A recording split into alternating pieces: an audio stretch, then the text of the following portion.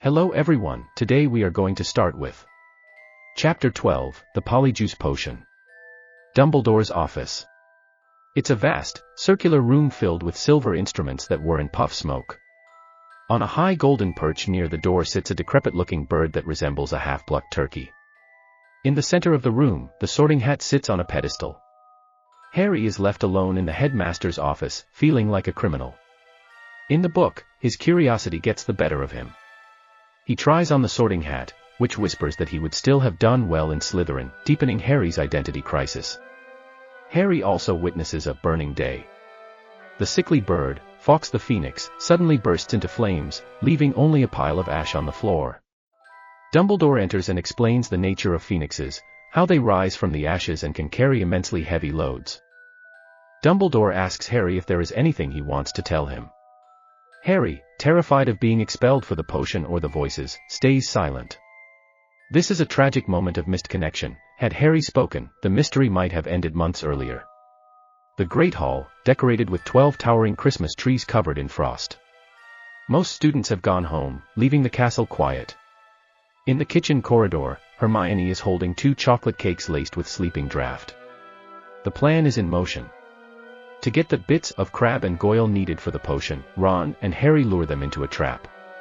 In the book, the sequence is perfectly timed.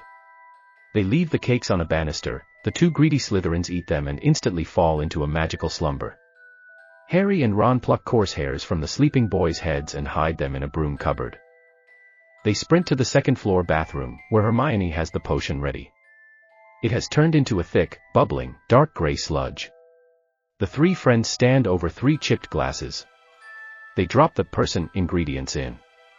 Hermione's turns a lovely yellow, Goyle's turns the color of a booger, Crabbe's looks like dark, murky brown. The transformation is described as an agonizing process in the book, not a quick change like in the movies. Harry feels his skin bubbling like hot wax. He shrinks, his vision blurs, and his feet swell painfully inside his shoes. Harry looks in the cracked mirror and sees Goyle's dull, heavy face staring back. Ron has transformed into a thick-set Crabbe. But Hermione stays inside her stall, refusing to come out. She tells them to go on without her, her voice sounding strangely high-pitched. The Slytherin Common Room. It's a long, low underground room with rough stone walls and ceiling. Green lamps hang on chains, and a fire crackles under an elaborately carved mantelpiece. The windows look out into the depths of the Black Lake, where giant squids drift by. Harry and Ron, as Crabbe and Goyle, follow Malfoy into the heart of Slytherin territory. This is a brilliant reconnaissance mission. Malfoy is in a boasting mood, showing them a newspaper clipping about Mr. Weasley being fined. Malfoy reveals that he is not the heir of Slytherin. He admits his father won't tell him who opened the chamber last time, only that it happened 50 years ago and a mudblood died. He also mentions that Lucius has a secret chamber under their drawing room floor filled with dark artifacts. Just as Harry and Ron are about to press for more, they feel their faces starting to itch. The potion is wearing off. Harry and Ron burst back into Moaning Myrtle's bathroom, their own clothes now tight and bursting as they return to their normal sizes. They bang on Hermione's stall door. The chapter ends with a shocking visual. Hermione finally opens the door. She isn't herself. It turns out the hair she took from Millicent Bulstrode's robes during the dueling club wasn't a human hair, it was a cat hair. Hermione's face is covered in sleek black fur. Her eyes have turned yellow, and long, pointed ears poke through her hair. Because the Polyjuice Potion isn't meant for animal transformations, the change won't wear off on its own. She has to be rushed to the hospital wing in secret. The trio has their answer: Malfoy isn't the heir.